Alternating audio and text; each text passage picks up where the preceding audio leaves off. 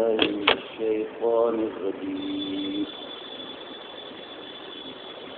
بسم الله الرحمن الرحيم. ادع إلى سبيل ربك بالحكمة والموعظة الحسنة وجادلهم بالتي هي أحسن إن ربك هو عالم بمن ضل عن سبيله وهو عالم بالمهتدين.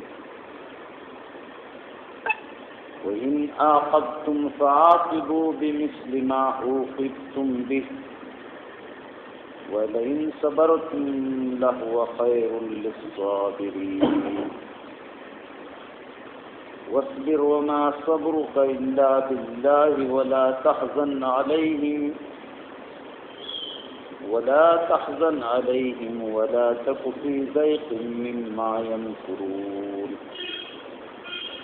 إن الله مع الذين اتقوا والذين هم محسنون. صدق الله العظيم. محترم بزرگوں اور اسلامی بھائیوں، میں نے اس وقت آپ سب کے سامنے سورہ نحل کی آخری آیات ہے.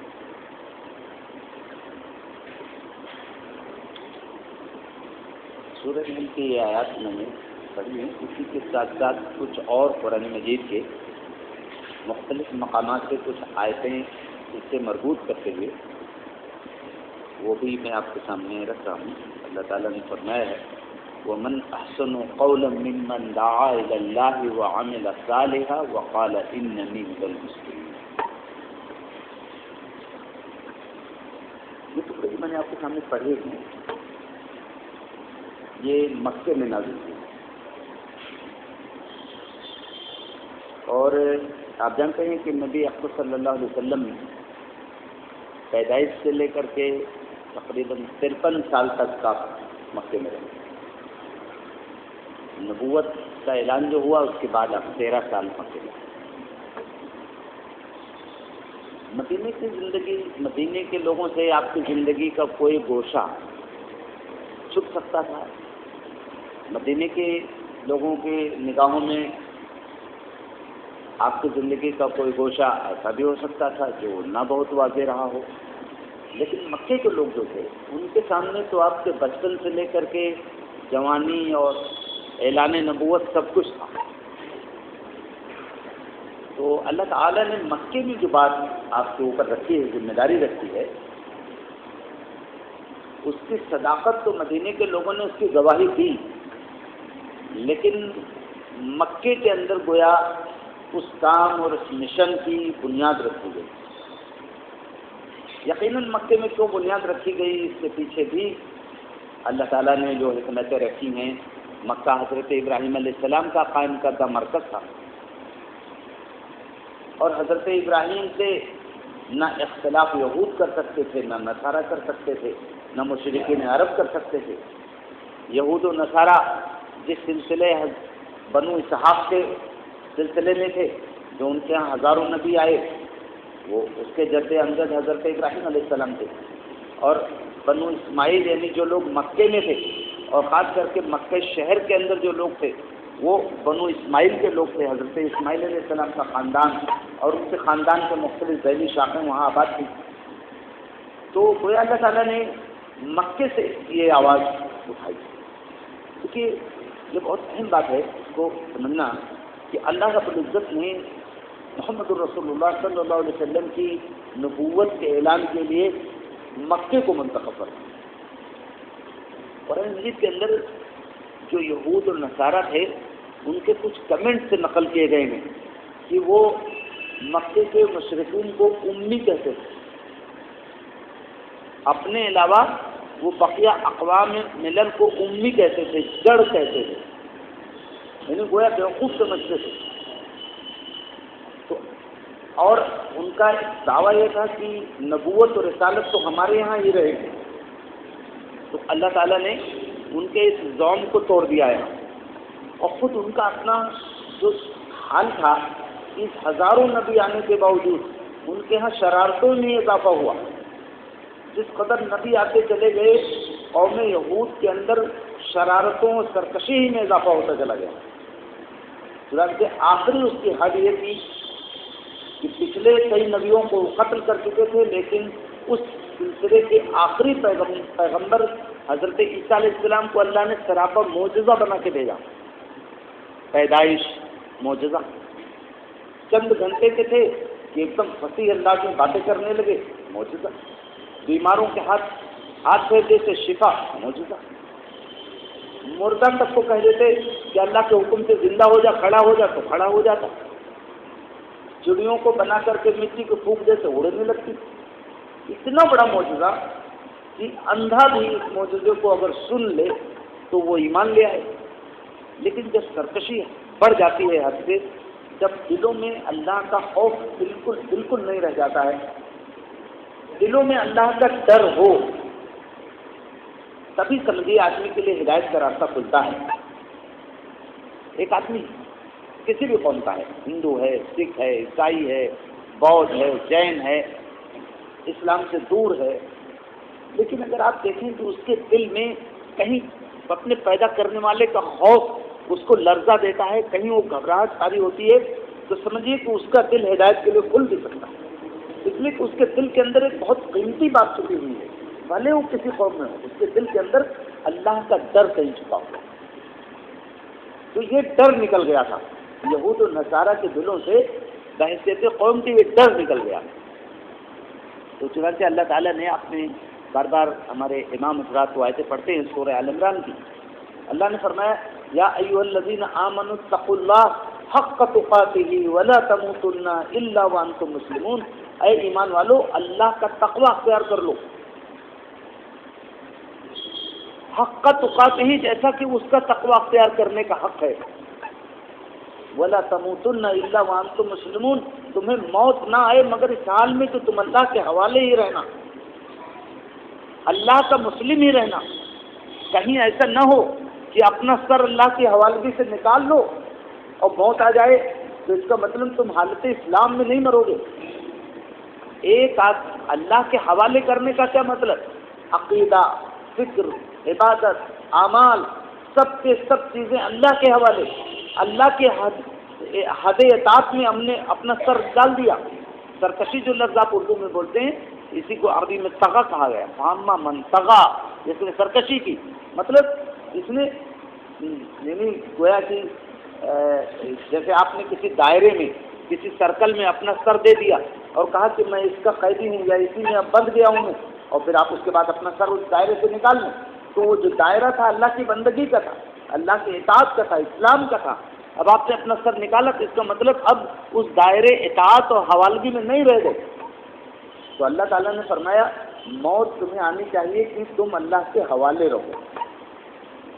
اللہ کے حوالے رہو تو ذکر میں کمی ہو گئی، انفاق اور خرچ کرنے میں کمی ہو گئی. تو ایک تو دلیل ہے تمہارے پاس کہ اے اللہ میں تیرے حوالے تھا، اے اللہ بندگی کا تو حق ادا نہیں ہو پایا لیکن اللہ بندہ ہی رہا.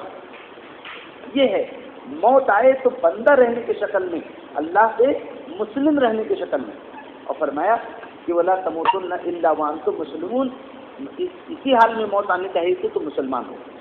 یہاں جو بات ہے کہ یہ آیت جب اتری ہے وہ مدینے میں اتری، اور مدینے میں ایسے وقت میں اتری وہ آیت کہ اے لوگوں، مسلمانوں کو خطاب کیا. اب آپ سوچیے کہ پس منظر کیا ہے، جیسے اہل ایمان کو مخاطب کیا، اور اس کے پیچھے کا بات تھی کہ قریب 120 لوگ یہود و نصارہ و مشرکین کے مدینے میں آئے ہوئے تھے. سب مدینے میں آئے تھے اللہ کے نبی سے معاہدہ کرنے. اب اللہ کے نبی صلی اللہ علیہ وسلم کو اللہ تعالیٰ نے اتنی پختگی دی تھی، اتنی مضبوطی دی تھی کہ وہ یہ سمجھ چکے تھے کہ محمد صلی اللہ علیہ وسلم سے لڑ بھیڑ کے رہنا مناسب نہیں ہے. یہ بہت عادل ہیں، بہت ہی رحمدل ہیں، بہت ہی متوازن ہیں، بہت ہی تواضع ہے ان کے اندر. تو ایسے آدمی سے لڑنا بھیڑنا اور ایسے حالات میں جبکہ ان کو اچھی خاصی قوت اور مضبوطی و پختگی مل چکی ہے اور ان کے جانثاروں کا رنگ ہم دیکھ چکے ہیں میدان جنگ میں، تو اب ان سے لڑنے کے بجائے صلح اور آشتی سے رہنے کا معاہدہ کر لو. تو کئی معاہدے، قریب 70 جو ہے قبائل کے وفود پے درتے آتے گئے، اس میں قریب 120 لوگ تھے.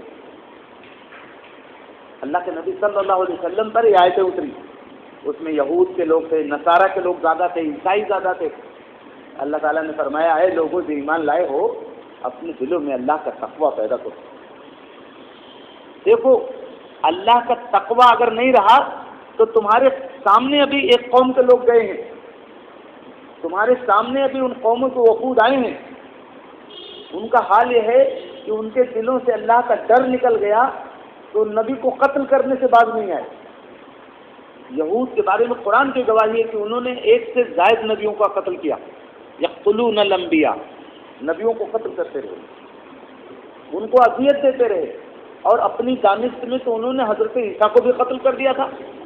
وہ تو اللہ تعالیٰ کی مشیت تھی کہ اللہ تعالیٰ نے حضرت عیسیٰ علیہ السلام کو بچا لیا۔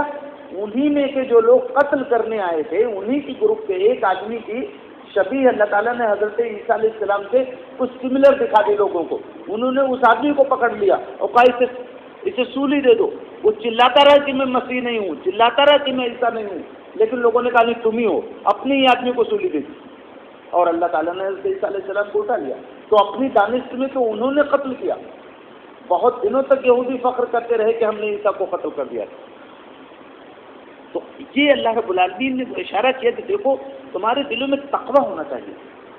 ہمیں اور اپنے آپ کو تقوی کی ضرور فکر کرنی چاہیے۔ ایمان کے بعد سب سے قیمتی دولت جو انسان کے پاس رہتی ہے وہ تقوی کی دولت۔ اور اللہ کے نبی صلی اللہ علیہ وسلم کا تو حال دیکھا کہ آپ عموماً کوئی رخصت ہوتا، کسی کو آپ رخصت کرتے، کوئی گورنر ہوتا، کوئی سپہ سالار ہوتا، آپ اس کو رخصت کرتے تو عموماً کہتے اوصیکم بتقوی اللہ، میں تجھے اللہ تعالیٰ کے تقوی کی وصیت کرتا ہوں۔ اگر اللہ کا تقوی ہے ساتھ میں، اللہ کا تقوی دل میں بسا ہوا ہے تو آدمی سفر میں بھی نہیں بھٹکے گا، ادھر ادھر نہ نگاہ بھٹکے گی، نہ قدم بھٹکیں گے، نہ ہاتھ پاؤں بھٹکیں گے، بس اللہ کا تقوی ہونا چاہیے۔ معاملات آ گئے، کچھ لینے دینے کی بات آ گئی، کچھ انصاف کرنے کی بات آ گئی تو کسی کی طرفداری نہیں ہوگی، کسی کی جانبداری نہیں ہوگی، طبیعت آمادہ کرے گی اندر سے کہ بھئی یہ میرا اپنا ہے، اس کی طرف کچھ رعایت ہونی چاہیے، لیکن اللہ کا تقوی قدموں کو روک لے گا، اللہ کا تقوی ادھر ادھر جانبداری نہیں کرنے دے گا۔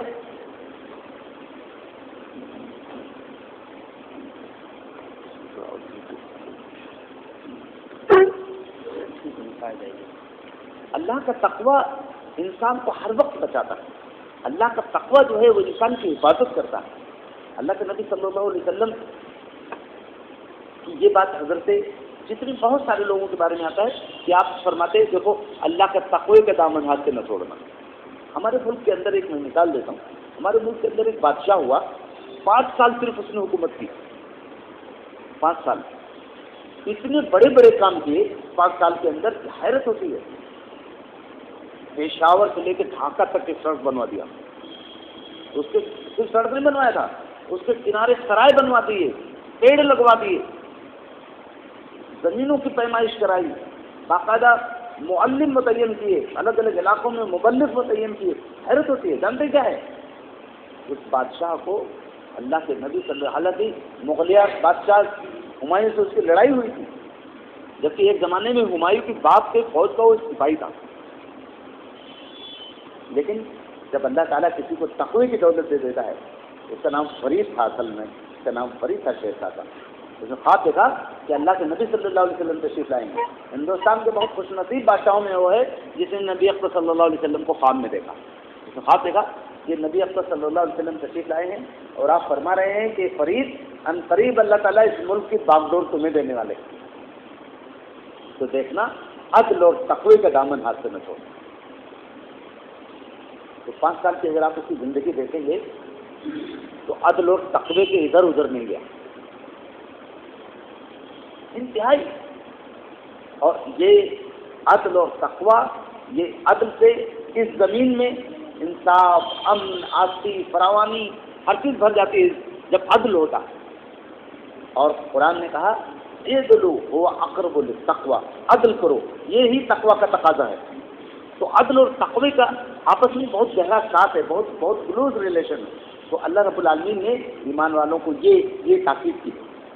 تو یہاں جو مکے کے لوگ تھے وہاں اللہ تعالیٰ نے آیت اتاری، اور چونکہ مکے میں آیت اتر رہی تھی اس لیے مکے کے لوگ تو اولین مخاطب تھے، اور اللہ تعالیٰ نے اللہ کے اپنے نبی محمد صلی اللہ علیہ وسلم کو جو 2 کام دیے تھے، 2 کام دے کر کے بھیجا تھا. میں ابھی گزشتہ دنوں ایک مسجد میں جمعہ میں تھوڑا لوگوں سے میں نے بات کی کہ دیکھیے ہم رسول اللہ صلی اللہ علیہ وسلم کے امتی اور ہمیں اس میں بہت ہی جو ہے ناز ہے، اس میں بڑا ہمیں خوش نصیبی کا احساس ہے، ہم خوش بختی محسوس کرتے ہیں. لیکن ایمانداری کے ساتھ پوچھنا چاہیے اپنے آپ سے کہ کیا ہم جانتے ہیں کہ اللہ تعالیٰ نے اپنے پیغمبر کو پیغمبر کیوں بنایا؟ بہت اہم سوال ہے، بہت اہم سوال ہے، ہر مسلمان کو اپنے آپ سے کرنا چاہیے. تو اس کے لیے کئی جمعہ میں وہ سلسلہ چلا کہ اللہ تعالیٰ نے اپنے پیغمبر کو پیغمبر کیوں بنایا. یہ بہت اہم بات ہے. تو قرآن مجید میں دوسری وحی جو ہے سورہ مدثر کی، اسی میں پہلی وحی تو جس میں اللہ تعالیٰ نے نہیں بتایا کہ آپ کو پیغمبر کیوں بنایا گیا ہے، لیکن ایک بات کہی کہ دیکھو پڑھو، اپنے رب کے نام سے پڑھنے کا وظیفہ اختیار کر لو. تمہارا پڑھنے پڑھانے کا نظام اپنے رب کے نام سے جڑا ہونا چاہیے. بعد میں ماہرین نے اس پہ گفتگو کی تو کہا کہ گویا اللہ تعالیٰ نے پہلے ہی وحی میں کہہ دیا ہے کہ اپنے رب کے نام سے پڑھو جس نے تمہیں پیدا کیا ہے. تو جو پیدا کرنے والا ہے وہی تمہاری ہدایت و رہنمائی کر سکتا ہے. جس نے تمہیں پیدا نہیں کیا ہے چاہے وہ کتنی ہی طاقت و قوت اور علم کا مخزن بنے بظاہر، وہ تمہیں ہدایت نہیں کر سکتا، تمہاری ہدایت نہیں کر سکتا، تمہیں رہنمائی نہیں کر سکتا. کیوں؟ اس لیے کہ تمہارے بارے میں تم سے زیادہ نہیں جانتا. دنیا کا کوئی بادشاہ، دنیا کا کوئی معالج، دنیا کا کوئی بہت سے بڑا عالم یا فاضل یا فلاسفر کیا آپ کے بارے میں آپ سے زیادہ جانتا ہے؟ نہیں. اب آپ کے بارے میں جو آپ سے زیادہ جانتا ہے وہ آپ کا خالق ہے، ہمارا خالق ہے. ہدایت اور رہنمائی وہ کر سکتا ہے. پہلی ہی آیت میں آپ سے کر رہا ہوں پوری دنیا کے انسانوں کو ایڈریس کر سکتا ہے مسلمان. جتنے بھی ہمارے ماننے والے ہیں، جاننے والے دوست ہیں، احباب ہیں، سب کو ہم کہہ سکتے ہیں کہ مقدس قرآن کے اندر پہلی آیت یہ ہے جو گیان کے بارے میں ہے، نالج کے بارے میں ہے، پڑھنے کے بارے میں ہے. اور پڑھنے تو صرف سطح پہ نہیں، سرفیس پہ تیرنے کا نام نہیں علم ہے. وہاں یہ کہا جا رہا ہے جس نے تمہیں پیدا کیا ہے، جو تمہارا کریٹر ہے، جو تمہارے بارے میں تم سے زیادہ جانتا ہے، اس کائنات کا پیدا کرنے والا ہے، اس کائنات سے تم کیسے رہو یہ طریقہ وہی بتا سکتا ہے جس نے تمہیں پیدا کیا اور کائنات کو بنایا. بس ایک ہی آیت کے اندر. لیکن اس پوری 5 آیتوں میں یہ نہیں بتایا تھا اللہ تعالیٰ نے کہ اے پیغمبر ہم نے آپ کو پیغمبر کیوں بنایا. ابھی وہ بھومکا بنی ہے، وہ تمہید بنی ہے، وہ ذہن کو ہموار کیا گیا ہے. ابھی فوراً ذمہ داری تو نہیں بتایا گیا، اشارہ کیا گیا کہ رہنمائی اور ہدایت تو ہم کر سکتے ہیں، ہمارے علاوہ کوئی نہیں کر سکتا. خالق ہم ہیں اور ہم بڑے مہربان ہیں. اقرا وربک الاکرم، پڑھو اور بہت مہربان ہو. الذی علم بالقلم، قلم کے ذریعے علم سکھایا. علم الانسان ما لم یعلم، انسان کو وہ کچھ بتایا جیسے انسان نہیں جانتا تھا.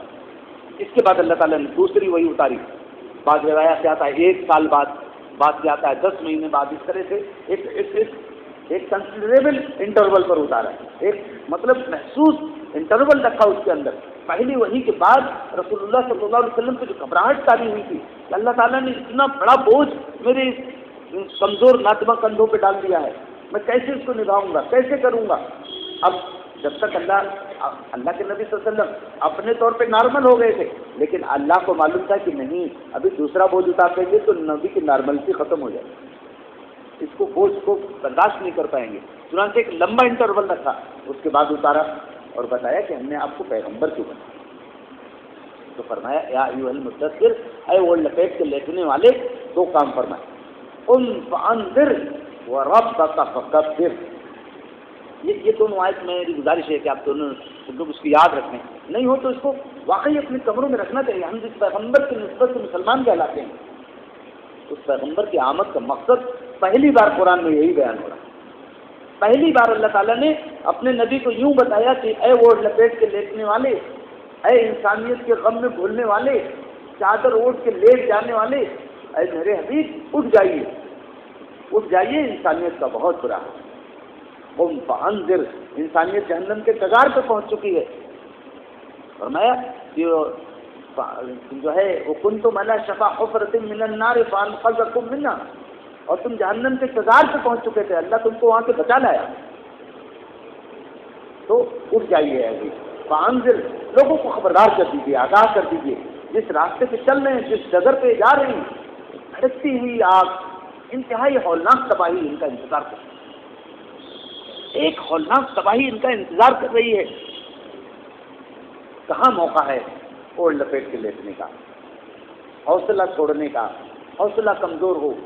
ہم نے آپ کو حوصلہ کمزور ہو کر کے اور مایوس ہو کے شکستہ دل ہو کر کے وہ لپیٹ کے لیٹ جانے کے لیے نہیں اٹھایا ہے. ہم نے آپ کو اٹھایا ہے پوری انسانیت کو خبردار کرنے کے.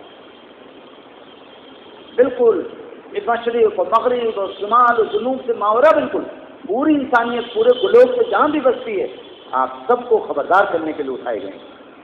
چنانچہ محمد رسول اللہ صلی اللہ علیہ وسلم کو پورے گلوب کے مرکز سے اٹھایا. پورے گلوب کا مرکز جانتے ہیں مقصد معظمہ ہے.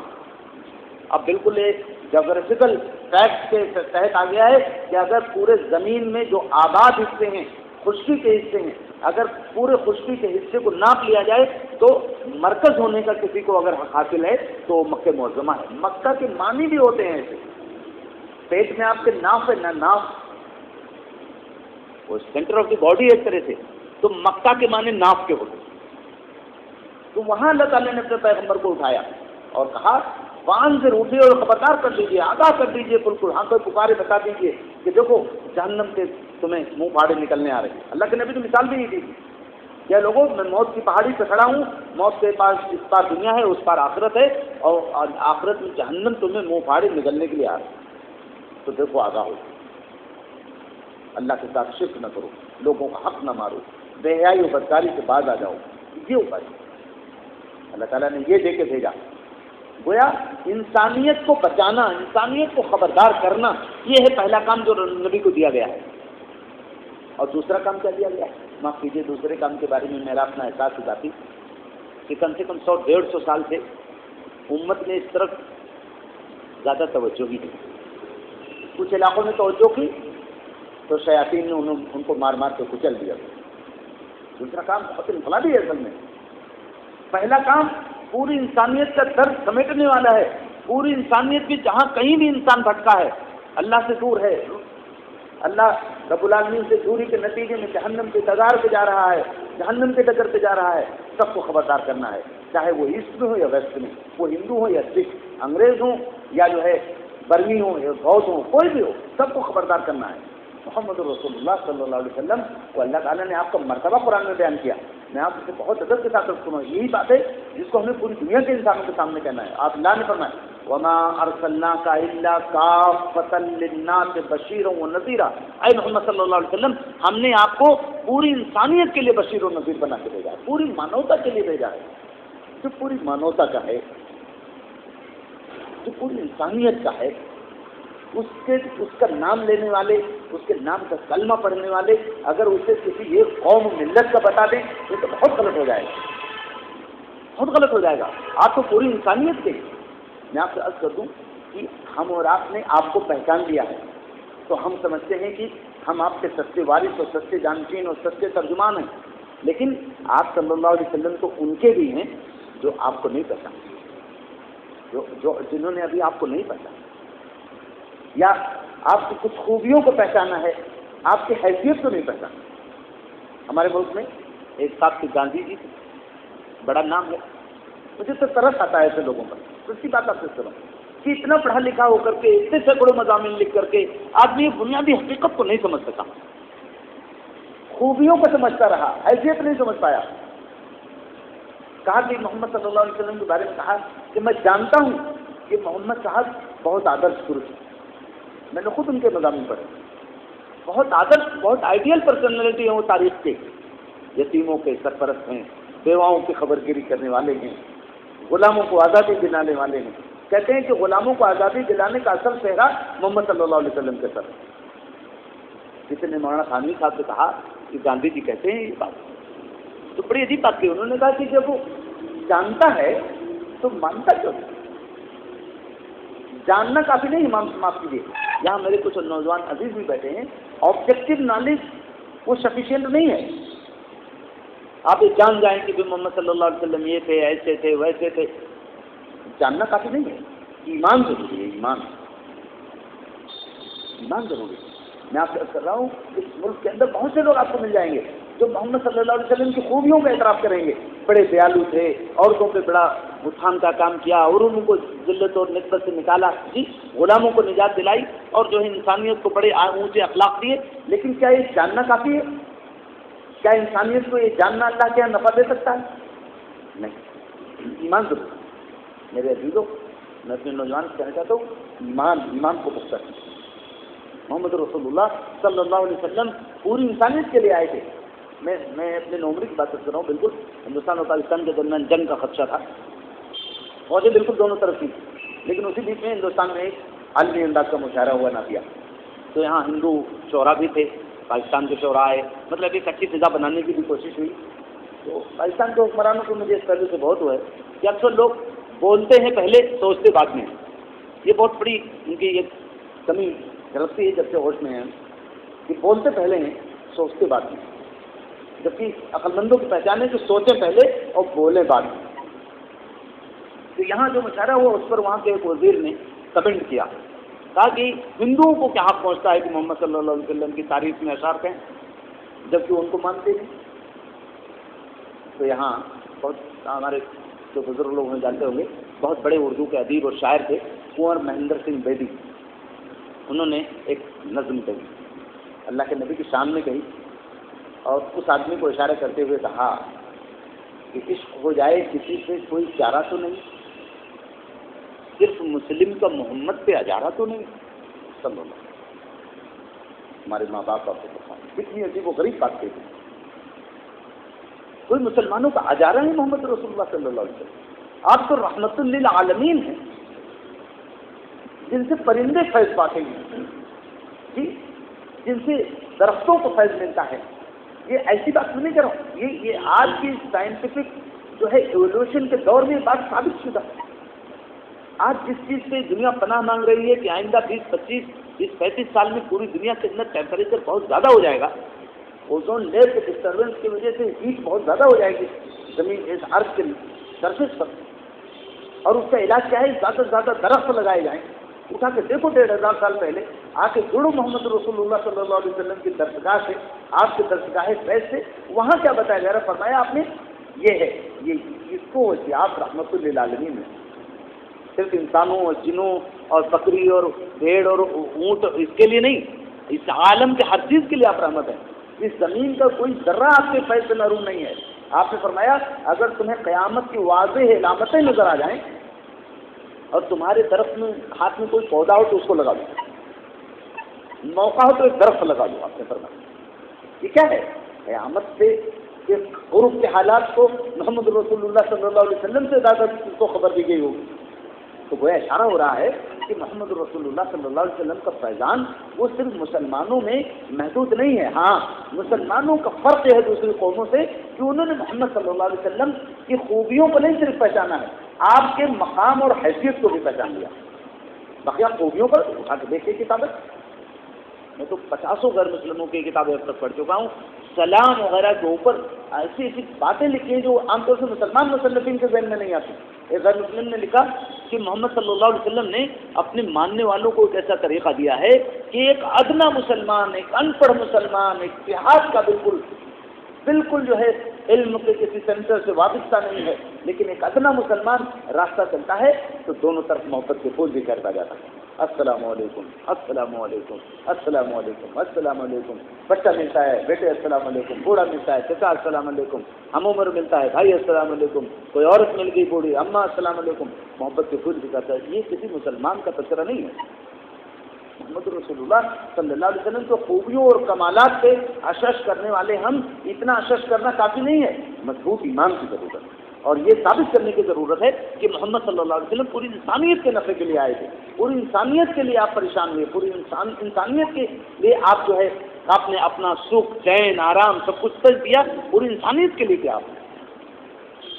میں آپ سے بہت ادب کے ساتھ کروں گا کہ ہم مسلمانوں نے اس کا حق نہیں ادا کیا، ہم نے اس کا حق نہیں ادا کیا۔ میں آپ سے عرض کروں کہ محمد رسول اللہ صلی اللہ علیہ وسلم نے جو دین پیش کیا، اس دین کی کچھ خوبیوں سے لوگ متاثر ہو کر کے اس دین کو قبول کر لیتے۔ ابھی اپنے شہر کی بات ہے تو کچھ ڈاکٹرس لڑکے لڑکیاں لوگوں کا ایک پروگرام مرتب کیا گیا، اس میں اللہ نے توفیق دی تو میں نے کچھ بات کی، حضرت مریم علیہ السلام کا بہت تفصیل کے ساتھ ذکر کر دیا، عورت کا مقام کیا ہے اسلام کے اندر، مجھے معلوم نہیں تھا کہ اس میں کوئی غیر مسلم لڑکی ہے. وہ ایک لڑکی کرسچن لڑکی اس میں بیٹھی ہوئی تھی. اس نے سنا کہ یہ حضرت مریم علیہ السلام کو اتنی عزت کے ساتھ نام لیتے ہیں, اتنا ان کی توقیر ہے, اتنا رسپیکٹ, اور ان کو اتنا ڈگنیفائی کر رہے ہیں. تو اس نے باقاعدہ کہا کہ میں کچھ سوال ہے میرے, سوال کرنا چاہتی ہوں, ملنا چاہتی ہوں. نے تھوڑا اوائڈ کیا, لیکن بعد میں وہ آئی. اس نے کہا سر میرا نام آسنا ہے. مجھے حیرت ہے کہ کیا مسلمان بھائی بھی, مسلمان بھی کرائسٹ کو اتنا اونچا مقام دیتے ہیں اور مریم کو اتنا اونچا درجہ دیتے ہیں. ہم نے کہا کہ اتنی بات نہیں ہے. ہمارے پیغمبر محمد صلی اللہ علیہ وسلم جو پوری انسانیت کے لیے آئے تھے, انہوں نے کہا اس جنت میں 3 عورتوں کا سب سے اونچا مقام ہوگا. ایک حضرت مریم علیہ السلام, ایک حضرت آسیہ رضی اللہ تعالیٰ عنہ, جو ہے حضرت آسیہ فرعون کی بیوی ہیں, ایمان لے آئی. اور تیسری اللہ کے نبی پیغمبر آخر الزمان صلی اللہ علیہ وسلم کی بیوی حضرت خدیجہ رضی اللہ. اب میں آپ سے ہوں, کیا اللہ تعالیٰ نے اس کے دل میں بات ڈالی, کیسے اس کے دل میں منفن و بے نہیں رہی ہوگی کہ اس نے ایک ہفتے بعد فون کیا, کہا سر میں ارجنا بول رہی ہوں, لیکن فوراً کہا سلام کرنے کے بعد کہا سر لیکن ہم نے زینب. میں آپ کو یاد کرنا چاہتا ہوں کہ ہماری ذمہ داری ہے اللہ کا کلام سمجھنا, اللہ کے کلام کو نشر کرنا. آخر ہم کس کے اسپوکس مین ہیں؟ کیا ہم ڈیموکریسی کے اسپوکس مین ہیں؟ کیا ہم نیشنلزم کے اسپوکس مین ہیں؟ ہم تو محمد رسول اللہ صلی اللہ علیہ وسلم کے مشن کے اسپوکس مین ہیں. حلال روزی کمائیے, اپنے بچوں کی تربیت کیجیے, اور محمد رسول اللہ صلی اللہ علیہ وسلم کے اسپوکس مین بنے رہے. سفر میں, حضر میں, راستے میں, چائے کے ہوٹل پر, کہیں بھی ہوں, بس معلوم ہو جائے کہ محمد رسول اللہ صلی اللہ علیہ وسلم کا ریپرزینٹیو ہے, آپ کو ریپرزینٹ کرنا. میں بہت ادب کے ساتھ کر رہا ہوں. انشاءاللہ آخرت میں جب اللہ کے نبی صلی اللہ علیہ وسلم سے حشر کے میدان میں ملاقات ہوگی تو ایسے لازمی بھی ہو سکتی ہے کہ اللہ کے رسول فرشتوں سے کہتے تھے لے آؤ میرے امتی کو. ارے ایک زمانے میں جب پوری دنیا میری امیج کو ڈسکارڈ کرنے پہ تلی تھی, میرے کارٹون بنائے جا رہے تھے, میرے خاکے اڑائے جا رہے تھے, میری شان میں گستاخیاں کی جا رہی تھی, تو اس نے میرا تعارف کرانے کے لیے اپنا کوئی بھی وقت خالی نہیں رکھا. میرا تعارف کرانا, میرا پریچے کرانا, میری حقیقت کو واضح کرنا, اس نے مشن بنا لیا تھا. لاؤ فرشتوں, آج میں اس کو اپنے ہاتھوں سے جامع کوثر پلاؤں. کیا یہ ہماری آرزو نہیں ہے؟ کیا ہماری تمنا نہیں ہے؟ یہ بہت ضروری بات میں آپ سے کر رہا ہوں. اس پہ خاص کر کے ہمارے نوجوانوں کو, ہمارے بزرگوں کو, سب کو, اپنے گھروں کو بھی ہمیں دیکھنا چاہیے کہ ہم کس کو ریپرزینٹ کریں. میں ادب کے ساتھ کر رہا ہوں کہ آپ کبھی غیر مسلم خواتین وغیرہ میں کوئی پروگرام کر کے دیکھیں تو آپ کو آپ سوچ بھی نہیں سکتے کہ وہ کتنا جو ہے. میں ابھی چند دن پہلے کی بات ہے, ایک غیر مسلم خواتین, لڑکے بھی تھے, لڑکیاں بھی تھیں, بہت بڑی تعداد میں, ایک BEd کالج کا ایک پورا کانفرنس ہال تھی, اس میں ایسے گفتگو ہوئی. میں نے یہ بات رکھی کہ محمد صلی اللہ علیہ وسلم کے انسانیت پہ کیا کیا احسانات, آپ نے انسانیت کو کیا دیا ہے. وہ انسان جو پتھروں کے سامنے جھک گیا تھا, جو بلی اور بندر کے سامنے جھک گیا تھا, جو اپنے ہاتھوں اپنے خدا بنانے لگا تھا, جسے اللہ تعالیٰ نے زمین پر خلیفہ بنایا تھا, اور وہ زمین میں اپنے خدمت کے لیے جو چیزیں پیدا کی گئی تھیں اس کی خدمت کے لیے ان کا پجاری بن گیا تھا. وہ انسان محمد رسول اللہ صلی اللہ علیہ وسلم کا کتنا بڑا احسان ہے کہ آپ نے یہ بتایا کہ ارے تم انسان ہو, تم اشرف المخلوقات ہو, تمہیں اللہ نے بہت بلند کیا ہے. کیا یہ احسان کم ہے؟ کوئی بھی احسان آپ کا اور نہ ہوتا, یتیموں, بیواؤں, روزی روٹی, مزدور جو ہے, تو بھی آپ کا یہی احسان بہت بڑا تھا. سب سے بڑا احسان نہیں ہے آپ کا. میں آپ سے عرض کروں کہ کالج کے بہت سارے لڑکیاں اور سب ٹیچرس, لیڈیز, سب لوگ وہ رو پڑے جب عورتوں کے بارے میں حضور پاک صلی اللہ علیہ وسلم کا احسان رکھا گیا, بچیوں کے بارے میں, مزدوروں کے بارے میں. بعد میں پرنسپل آفس میں ہم لوگ آئے تو سب عورتیں آ گئیں, تو میں سمجھا کہ پرنسپل سے ملنے آئی ہیں. وہ مسٹر پانڈے وہ پرنسپل تھے, اس کا کالج مسلمانوں کا کیا ہی صحیح آدمی. وہ میں سمجھا کہ تو میں نے کہا سر شاید آپ کے پاس آئیں گے. ان لوگوں نے کہا نہیں سر, ہم پرنسپل صاحب کے پاس نہیں آئے ہیں, ہم تو ان سے ملنا ہوتا تو کسی اور وقت آ جاتے, ہم تو آپ کے پاس آئے ہیں. ہم آپ کو اپنا آبھار پرکٹ کرنے آئے ہیں, شکریہ ادا کرنے آئے ہیں. آپ نے آج ہمیں یہ بتایا کہ ہمارے اصل محسن تو محمد صلی اللہ علیہ وسلم. کم سے کم محمد رسول اللہ صلی اللہ علیہ وسلم کی امت اتنا ہی بتا دیں انسانیت کو کہ بھائی اپنے اصل محسن محمد صلی اللہ علیہ وسلم ہیں. محمد صلی اللہ علیہ وسلم کو پہچان لو. ٹھیک ہے, ہمارے ذریعے کوئی کنفیوژن ہو رہا ہے تو ہمیں بالکل نظر انداز کر دو, محمد صلی اللہ علیہ وسلم کے بچہ. یہ بات سمجھ لیے آپ کہتی ہے کہ اللہ رب العالمین نے ہمیں اسی مقصد کے لیے پیدا کیا. اللہ تعالیٰ نے فرمایا کہ اے اوڑھ لپیٹ کے لیٹنے والے اٹھیے اور لوگوں کو ڈرا دیجیے, خبردار کر دیجیے. تو کیا اس کا کیا مطلب ہے؟ کیا یہ اس کا مطلب ہے کہ اٹھیے اور خبردار کیجیے کہ دیکھو اللہ تعالیٰ بڑا خوفناک ہے، جیسے درندے اور بھیڑی اور شیر سے ڈراتے ہیں، کیا اللہ تعالیٰ سے ایسے ڈرایا جائے گا؟ ہرگز نہیں۔ اللہ تعالیٰ تو ماؤں سے بھی زیادہ شفیق اپنے بندوں پر۔ ہاں، اللہ تعالیٰ کے ساتھ شرک نہ کیا جائے، شرک اللہ کی آبرو ہے، اللہ کا وقار ہے۔ حدیث میں آتا ہے اللہ کے نبی صلی اللہ علیہ وسلم نے فرمایا کہ اللہ تعالیٰ فرماتے ہیں الکبریاء اور ردائی، کبریائی میری چادر، تو جب کبریائی تم میرے علاوہ کہیں اور سے منسوخ کرتے ہو تو گویا تم مجھے ننگا کرنے کی کوشش۔ استغفر اللہ۔ تو جو آدمی یہ کرتا ہے، اللہ کے نبی نے فرمایا کہ اللہ تعالیٰ کے خلاف وہ اعلان جنگ کرتا ہے۔ کبریائی اللہ کی ہے، سروری زیبا فسقت الذات بے ہمتا کو ہے، حکمراں ہے ایک وہی، باقی بتانے آدم، بس وہی ایک حاکم ہے۔ اللہ رب العالمین کی کبریائی، اللہ کی توحید، تو یہ اس کو رد کرنا، اس کو انکار کرنا، شرک کرنا، یہ ہے وہ بہت بڑی گستاخی۔ تو اللہ کے نبی صلی اللہ علیہ وسلم سے کہا جا رہا ہے کہ اے اوڑھ لپیٹ کے لیٹنے والے ہمارے حبیب، آپ اس وقت انسانیت کو دیکھیں تو انسانیت اپنی سرکشی و گستاخی میں جہنم کے کگار پہ پہنچ چکی ہے۔ ذرا بھی تاخیر ہو جائے گی تو انسانیت کا ریلا جہنم کا ایندھن بن جائے گا۔ بس اٹھ جائیے اور بچا لیجیے۔ کتنا عجیب انداز ہے۔ فانذر قم ایسے بھی حکم ہے، امر کا صیغہ ہے، آرڈر ہے، لیکن فانذر لگا دیے تو مطلب اب کچھ گنجائش ہی نہیں ہے، اٹھنے کے بعد بس ذرا ہی کیجیے، بس اور سستانے اور کچھ انتظار کرنے کی بھی گنجائش نہیں ہے، بس خبردار کر دیجیے ورنہ یہ سب چلے جائیں گے جہنم۔ یہ پہلا کام۔ اس کام کو اللہ تعالیٰ نے کئی الفاظ سے قرآن میں یاد کیا ہے۔ انذار، ڈرانا مسلمانوں کا کیا کام ہے؟ محمد صلی اللہ علیہ وسلم کے بعد اب اس امت کی کیا ذمہ داری ہے؟ اس امت کی ذمہ داری یہ کہ ایمان پہ قائم رہے اور دوسروں کو دعوت دے، یہ ذمہ داری ہے۔ اب ہم اور آپ، میں آپ سے کر رہا ہوں 1941 کی بات ہے شاید، وہاں علی میاں بالکل نوجوانی میں تھے، برما گئے، تو برما اس کے 2-3 سال بعد وہاں انقلاب آ گیا اور مسلمانوں کے لیے وہ برما کی سرسبز و شاداب اور بہت ہی کشادہ زمین آج تک اتنی تنگ ہے کہ پوری دنیا میں کہیں ان کو جگہ نہیں نظر آ، کتنے حالات خراب ہیں۔ انہوں نے ایک مثال دی تھی اور یہ مثال میں آپ سے بھی دینا چاہتا ہوں، ہم سب کو اس کو غور کرنا چاہیے۔ ان کا بھائیوں، آپ اتر پردیش کے اور تمل ناڈو کے اور کہاں کہاں سے آ کر کے یہاں بسے ہو اور یہاں آپ جو ہے تجارت کرنے اور روپیہ کمانے، دکانیں کھولنے، ورکشاپ اور کارخانے کھولنے کے لیے آئے ہیں۔ آپ کی صرف یہی حیثیت نہیں، آپ صرف کارخانے کے نمائندے نہیں، آپ مختلف قسم کے دھندوں اور صنعتوں کے نمائندے نہیں، آپ محمد رسول اللہ صلی اللہ علیہ وسلم کے بھی نمائندے۔ آپ کی اصل حیثیت تاجر کی نہیں ہے، آپ کی اصل حیثیت مسلمان کی ہے۔ یہ تجارت یا کوئی معیشت کا اور کام، یہ تو آپ کے زندگی کا ایک اضافی ضروری کام ہے، لیکن اصل بنیادی حیثیت کیا ہے کہ آپ مسلمان ہیں۔ آپ مسلمان ہونے کو ریپرزینٹ کرنا، اس کو مت بھولیے۔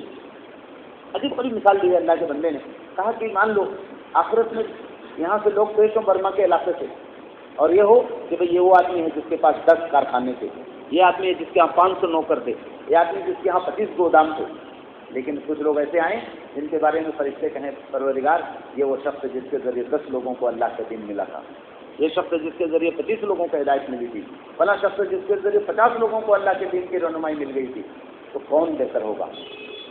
کارخانے، گودام اور زیادہ سے زیادہ مزدوروں کی فہرست رکھنے والا، یا وہ جس کے ذریعے اللہ کے چند بندوں کو ہدایت دی؟ میں بہت ادب کے ساتھ کروں گا۔ اللہ تعالیٰ، اللہ کا دین نیچرل دین ہے، یہ فطری دین ہے، انسانیت کے کسی جائز نیچرل تقاضے کو کہیں بھی اسلام نے نفی نہیں کیا۔ انسان کو کھانے کی ضرورت ہے تو جمعہ کے، ابھی پرسوں جمعہ کا دن تھا، جمعہ کے دن ایک سورہ اتری ہے قرآن کے اندر کہ جب نماز پوری ہو جائے تو فانتشروا فی الارض، زمین میں پھیل جاؤ، وابتغوا من فضل اللہ، اللہ کا فضل تلاش کرو۔ یہ ایسا کوئی دین نہیں ہے کہ جس کو یہ کہہ دیا جائے گا یہ تو انسانی ضروریات کا خیال نہیں رکھتا ہے، یہ دین تو صاحب ایک دم انسان کو کاٹ دینا چاہتا ہے، باپ، بیٹا، ماں، بہن، تمام انسان نہیں، یہ دین تو آیا ہی ہے پوری انسانیت کو ایک کنبہ بنانے کے لیے، یہ نیچرل وے آف لائف ہے، یہ دین ایسے تقاضے نہیں پیش کرتا۔ سیکس کا ایک فرض رکھا ہے تو کہیں نہیں کہا کہ اب جو ہے سیکس کا آدمی اس کو نظر انداز کر دے یا اس کو کرش کر دے، کہیں نہیں کہا، بلکہ کیا فرمایا؟ عجیب و غریب بات فرمائی، فدا نہیں ہوتی ہم ہمارے ماں باپ آپ پہ قربان. آپ نے فرمایا خطبے میں، نکاح کے خطبے میں حدیث پڑھی جاتی ہے اتزوجوا النساء، عورتوں سے شادی کرو، فمن رغب عن سنتی فلیس منی، جو میری سنت سے اعراض کرے اس کا مجھ سے کوئی تعلق نہیں. اتنی بڑی بات. کیا اسلام کے علاوہ کوئی دنیا کا دین اپنے آپ کو اس طرح سے نیچرل دین پیش کر سکتا ہے؟ کوئی کلیم کر سکتا ہے؟ رسول اللہ صلی اللہ علیہ وسلم نے فرمایا کہ اصول ہے اسلام کا، یعنی پرنسپلس ہے اسلامی زندگی کے پرنسپلس میں ہے بات، لا رہبانیت فی الاسلام، اسلام میں سنیاس اور جوگیانہ پن کی کوئی گنجائش نہیں. مان لیجیے دیکھیے بیٹھے اتنے لوگ، کچھ بوڑھے بھی ہیں، مان لیجیے ایک بوڑھے آدمی ہیں، ان کے صاحبزادے بہت نیک ہیں، اور اللہ رب العالمین کی دین کی دعوت و تبلیغ یا پھیلانے یا کسی اور مقصد کے لیے وہ ان کو چھوڑ کے چلے جائیں. اب ان کو استنجا کرانے کے لیے کوئی اٹھانے والا نہیں، ان کو ضروریات کو کوئی دینے والا نہیں، کھانا نہیں کھا سکتے تو کون کھانا کھلائے گا؟ سمجھ رہے ہیں؟ یہ دین کا کام. ماں باپ کی خدمت، ان کی ضروریات کو دیکھ ریکھ، یہ دین کا کام ہے. ہاں ماں باپ کو یہ بتایا کہ دیکھو جب اللہ کے دین کے تقاضے آ جائیں تو اپنی اولاد کو اللہ کے راستے میں قربان کرو. یہ اسلام. میں آپ کر رہا ہوں کہ اللہ تعالیٰ نے یہ کام دیا ہے مسلمانوں کو کہ دیکھو محمد صلی اللہ علیہ وسلم کو اللہ نے کیوں بھیجا، اس کو سمجھو. ٹھیک، پوری انسانیت کو خبردار کرنا ہے. یہاں میں آپ سے کر دوں، یہاں ایک بہت اہم بات ہے کہ ایک حدیث ہے بہت مشہور اور بہت سندوں کے اعتبار سے بہت ہی مضبوط حدیث ہے. فرمایا اللہ کے نبی صلی اللہ علیہ وسلم نے العلماء ورثۃ الانبیاء، علماء انبیاء کے وارث، اور انبیاء کی وراثت درہم و دینار نہیں ہے. انبیاء کی وراثت یہ اخلاص، تقوی اور دین حق اس کو پہنچانا. تو یہ انبیاء کی جو وراثت ہے، یہ وراثت کا کام کون کرے گا؟ ہم ہی اور آپ کو تو کرنا پڑے گا. ہم علماء کو آگے بڑھنا پڑے گا، ان کے قیادت میں پوری امت کو چلنا پڑے گا. یہ بہت ضروری بات ہے کہ پوری دنیا کو خبردار کرنا، پوری دنیا کو جو دعوت کا کام جس کو ہم کہتے ہیں غیر مسلموں میں، اس کی اصل اسپرٹ کیا ہے؟ اصل اسپرٹ ایک وہ جہنم سے بچ جائیں. اسی لیے جب پہلا لفظ اترا ہے قرآن میں دعوت کے کام کے لیے تو اس نے دعوت نہیں کہا، اس میں نصیحت نہیں کہا. پہلا لفظ جو استعمال کیا وہ کیا استعمال کیا؟ ان کو کسی طرح خبردار کر دو، کسی طرح آگاہ کر دو، ڈرا دو کسی طرح سے کہ اتنے خطرناک انجام کی طرف سے جا رہے ہیں. یہ ہے نبی کے حیثیت. اللہ تعالیٰ نے آپ کو انذار کرنے والا بنایا، اور ہم اور آپ نبی صلی اللہ علیہ وسلم کو ماننے والے ہیں. میں انتہائی عزت کے ساتھ عرض کروں گا، ایک آدمی اگر آپ کے ذریعے سے ہدایت پا گیا، ایک آدمی کا دل مطمئن ہو گیا اللہ کے دین کے لیے، تمہیں بتا نہیں سکتا کہ کتنا اونچا مرتبہ ہوگا اور کتنی بڑی گواہی آپ کے حق میں، آپ قیامت میں کھڑی ہو سکتی. اور دوسرا کام جو بتایا وہ اس کا بھی ذکر ہے اسی میں. یہاں میں جو عرض کر رہا ہوں یہ جو دعوت والا کام تھا، ڈرانے والا، اس کے لیے پہلا لفظ تو ڈرانے کا استعمال کیا فانذر، اور دوسرا لفظ استعمال کیا قرآن نے جو لفظ میں نے یہاں پڑھا تھا. فرمایا ادعو میں نے پکارو، بلاؤ. اس کے لیے جو لفظ اردو میں استعمال کرتا ہے اور آپ کیا کہتے ہیں؟ دعوت کہتے ہیں. دعوت کا کام، دعوت کے معنی بلانا. اللہ تعالیٰ نے اس کے لیے کیا فرمایا؟ دو جگہ لفظ بہت صاف ہے، 3 جگہ بلکہ استعمال ہوا ہے بہت صاف انداز میں. فرمایا ادعو الی سبیل ربک، اپنے رب کے راستے کی طرف بلاؤ. دوسری جگہ سورہ حمیم سجدہ میں فرمایا ومن احسن قولا ممن دعا الی اللہ، اس سے بہتر کس کی بات ہے؟ جو اللہ کی طرف بلائے.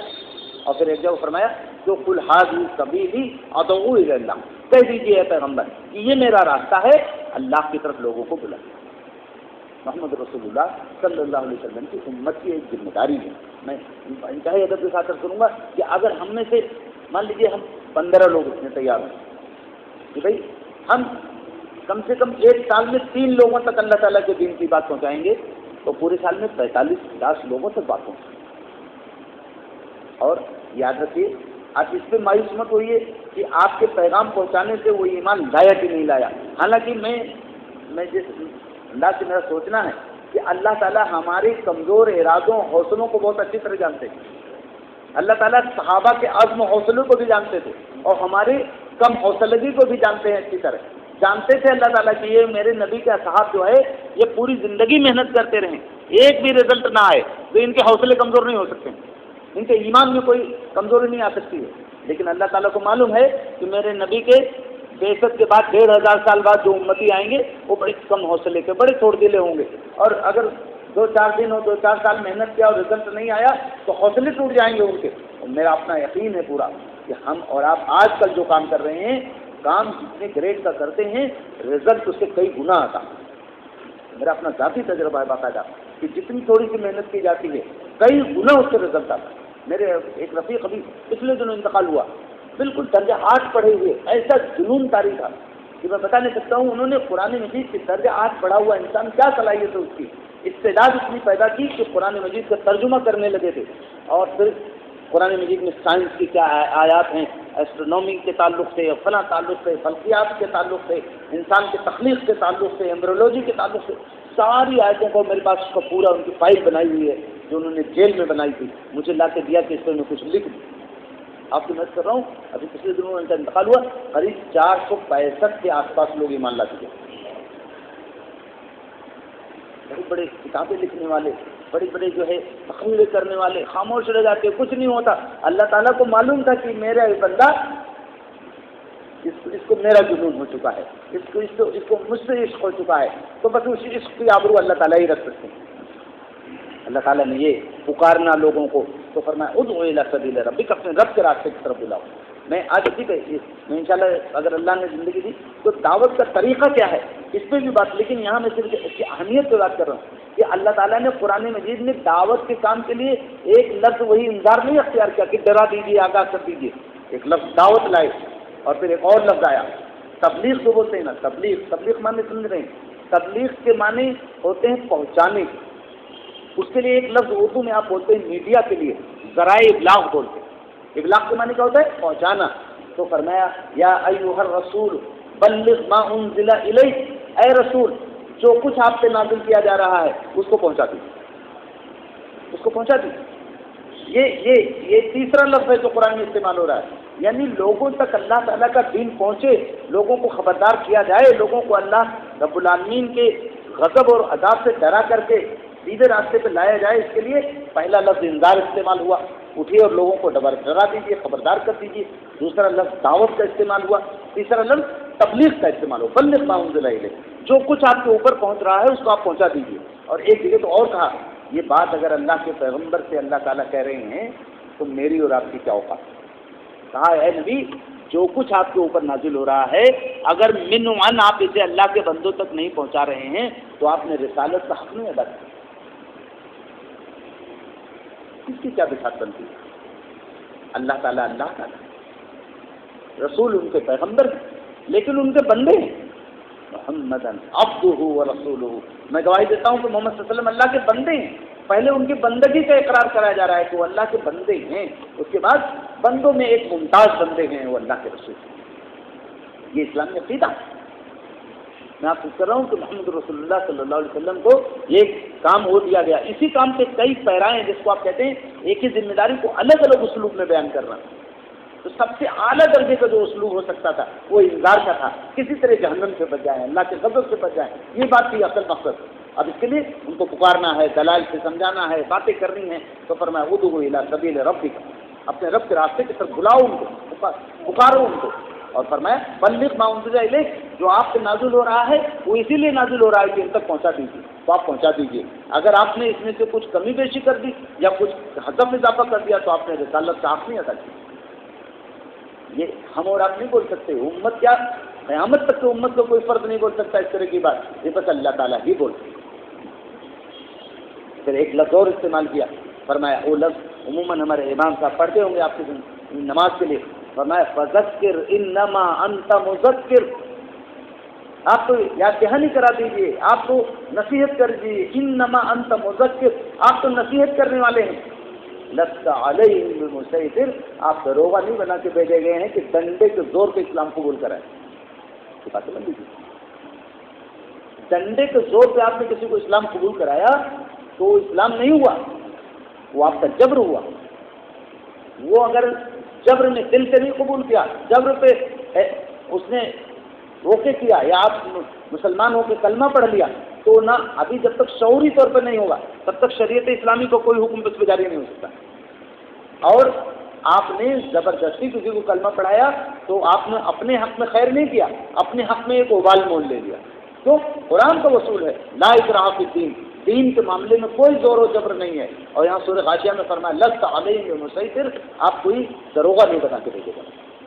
مطلب یہاں کیا ہے، اسلام دین جبر نہیں ہے، زبردستی کسی کو مسلمان کیا جائے.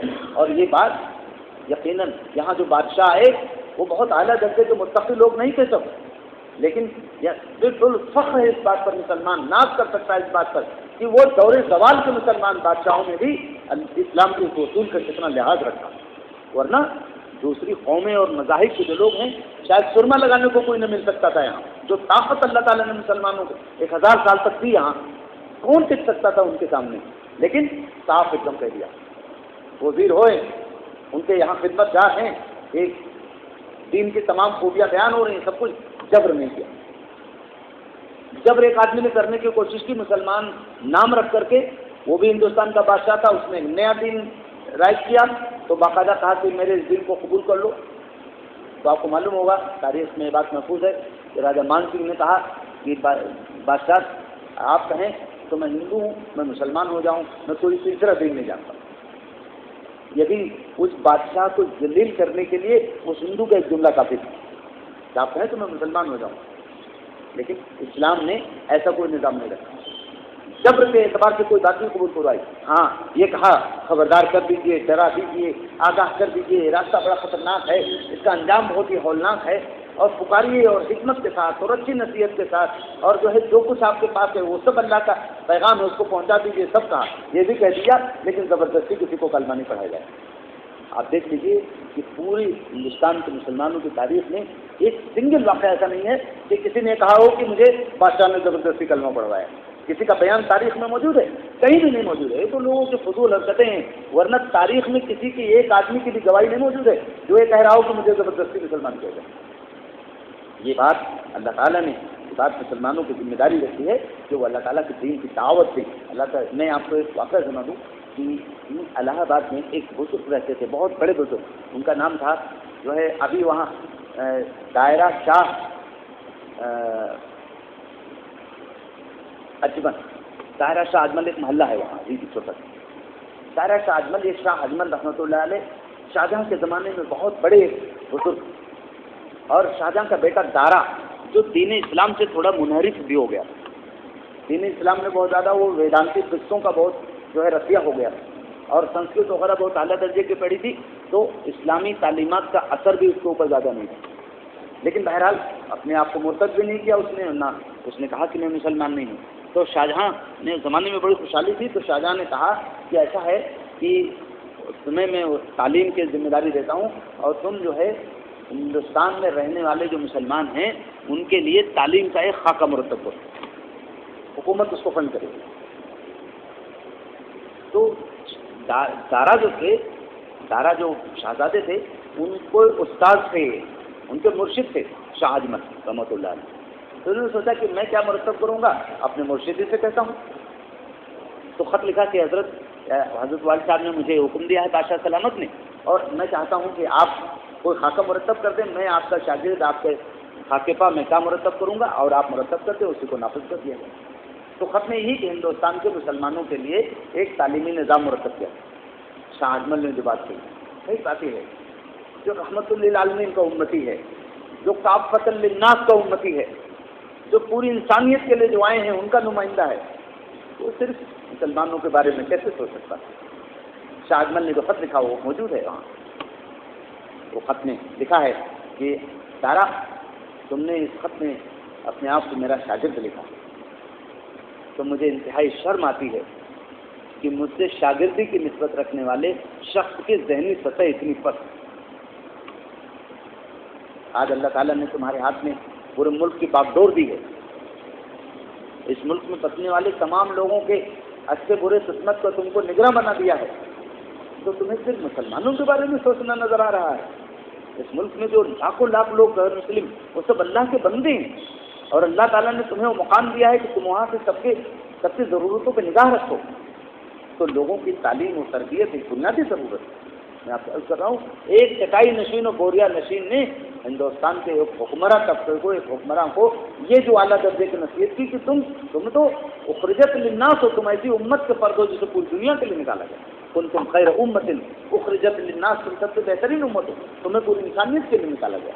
تو یہ ہے وہ کام اللہ تعالیٰ نے اپنے نبی کو جو کام دیا، نبی کے بعد نبی کے جانشین یعنی علماء کو وہ کام، اور پھر فرمایا امت کو بھی، امت کو دیکھیے نبی کو کام دیا یہ دعوت اور پکارنے کا اللہ کے غضب سے عذاب سے بچانے کے لیے، اور نبی کے بعد نبی کے اصل جانشین متقی علماء کا یہ کام.